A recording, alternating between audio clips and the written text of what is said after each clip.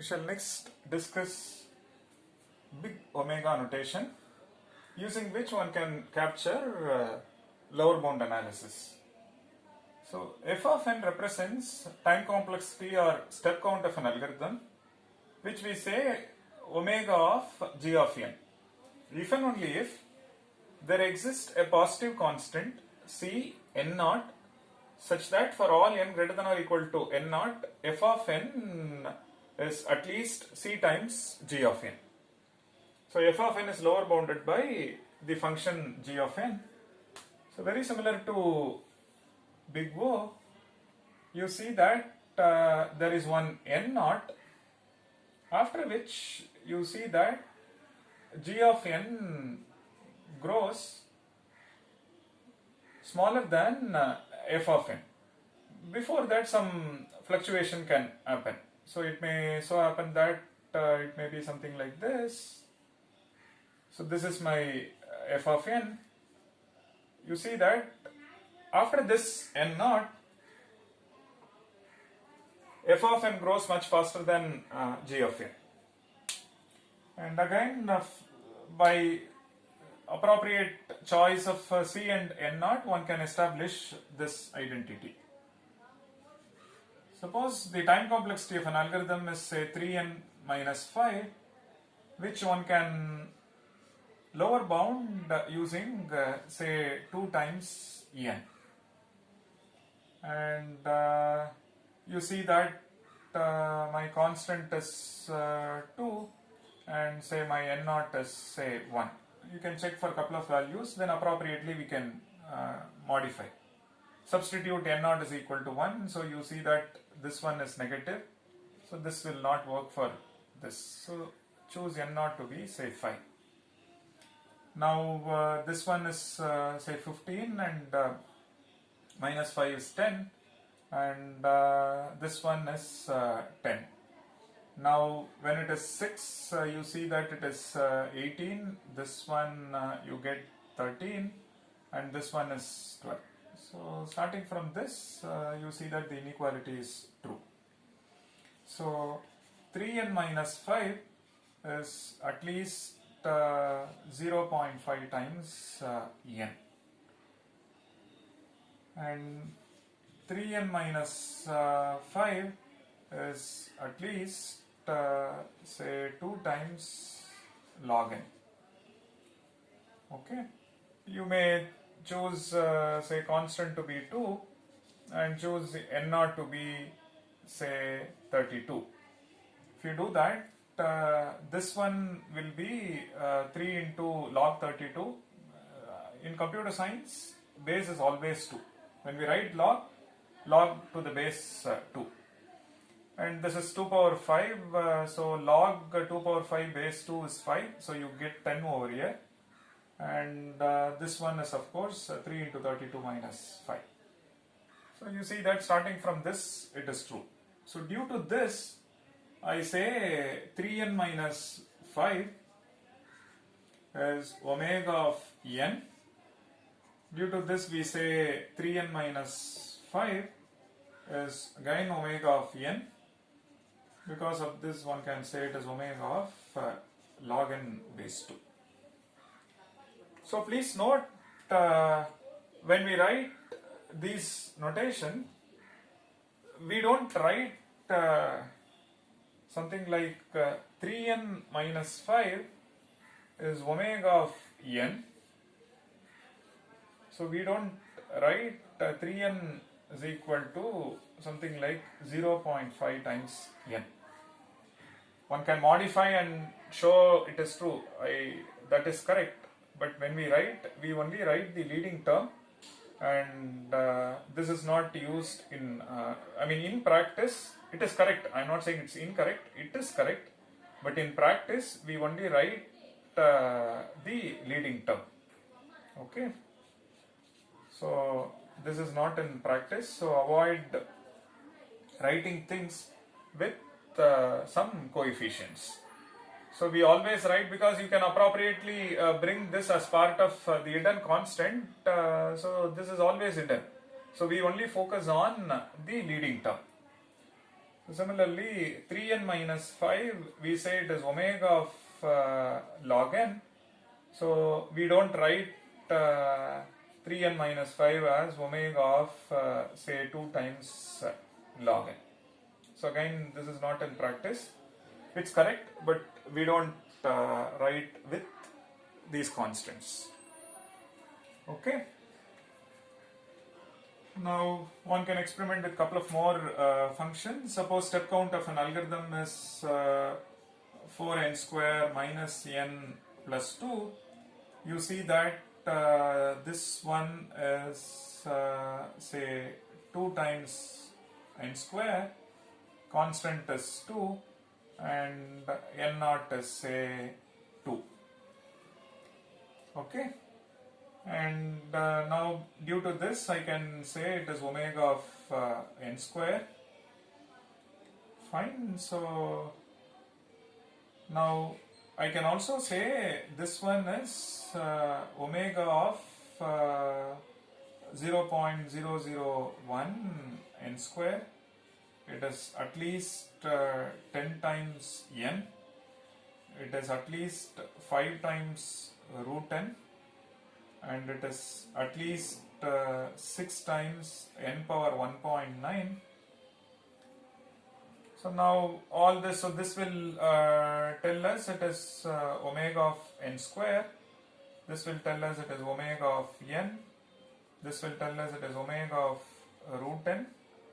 This will tell us it is omega of n power 1.9. So in general, one can say this one is omega of n power 2. Anything smaller than that is acceptable. So 2 minus epsilon. N square is also acceptable. So epsilon is greater than or equal to 0. So omega of n square is true. Omega of n power 1.9 and omega of n power 1.5 n root n, and so on.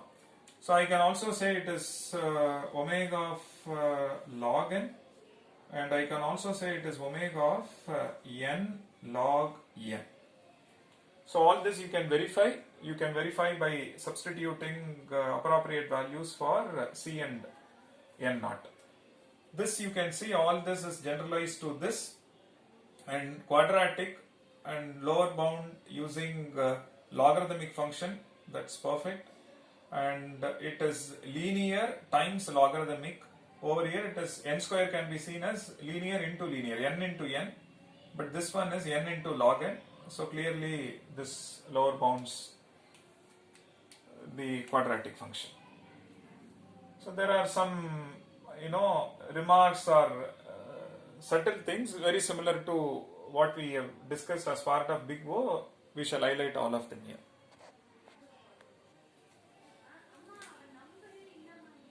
So suppose the time complexity of an algorithm or the step count is 3n minus 5. We saw that it is omega of n, and growth is linear, so it cannot be lower bounded by anything more than that. So it is not omega of n square. Suppose it is omega of n square, then 3n minus 5 is at least some constant times n square. So for some c greater than 0 and n naught greater than 0, inequality is true for all n greater than or equal to n naught. Now simplify this, you see that 3 by n minus 5 by n square is at least this. Okay. Now is this true? Is this true for some c greater than 0 and for all n greater than or equal to n naught? Okay. So very similar to what we did before, according to the choice of c, one can always identify one n naught and refute the argument. Suppose you choose c to be really small because c is on the lower bound side. Suppose you say c is say 10 power minus 6. So 0.000001, you say C is really small. If that's the case, one can always fine tune n. Say choose say n naught to be say 10 power 9. So which means when n is greater than or equal to n naught, you see that this will become 3 into 10 power minus 9 minus this will be even small because of n square, and what you get over here is smaller than this, so which means this inequality is true. So to make this inequality true, you may try attempting to choose really small c, but one can always experiment with appropriate n naught and show that this inequality is false. So therefore the above inequality is false.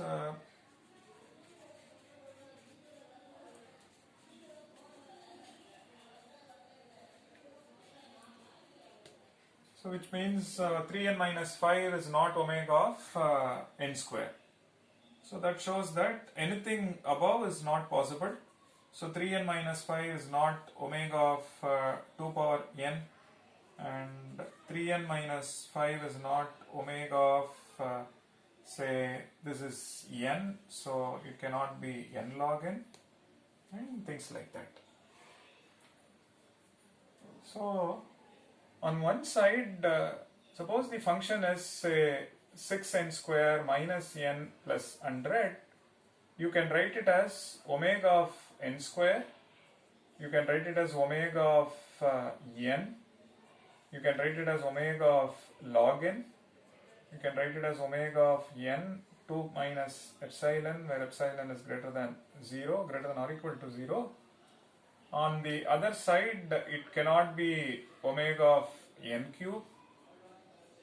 If it cannot be omega of 2 plus delta, where delta is strictly greater than 0, and it cannot be omega of c power n for any c greater than or equal to 1. So you cannot lower bound this using a cubic function. You cannot lower bound this using a function whose growth is faster than quadratic. 2 plus delta, delta is strictly greater than 0. This cannot be lower bounded by an exponentially growing function, exponential in n. That's what this says. So you see that this is in some sense a tight lower bound. These are all loose lower bounds. And when it is 0, it is tight, and when epsilon is strictly greater than 0, it is loose. Very similar to a big O, where we had upper bounds, tight upper bound and loose upper bounds. Over here you have tight lower bound and loose lower bounds. So the essence is this. So you have a function which is describing the asymptotic growth, or as you keep increasing n, what is the, as you keep increasing the input size, we are checking, this is our time or step count, we are checking what is the growth of the function with respect to n. I mean, it is easy to see that when input size increases, the time to process the input will also increase. Time to process the input and output the desired, the expected output, naturally it will increase with n.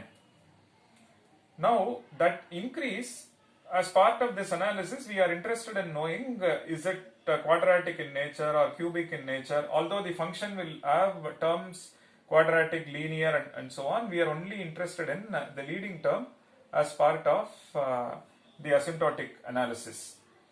And as part of step count, we will come up with something of this type. Asymptotic analysis focuses on the significant term, or who is actually dictating the order of growth. Then you can see this as a function, though function theory says you can upper bound this using a function, you can lower bound this using a function, and so on. So this is the growth of f of n, and it can be upper bounded by some constant times g of n, and it can be lower bounded by some constant times h of n. And before this, right, some fluctuation can happen. That's where you have the control. You can play with n naught and c. And this is captured by omega, and this is captured by big O. So what we shall next see is something called tight bounds, and is there a way of formally capturing loose lower bounds and loose upper bounds. So the very interesting part of this is once we know this, and when you come up with a algorithm for a computational problem, and identifying the growth of the algorithm is straightforward.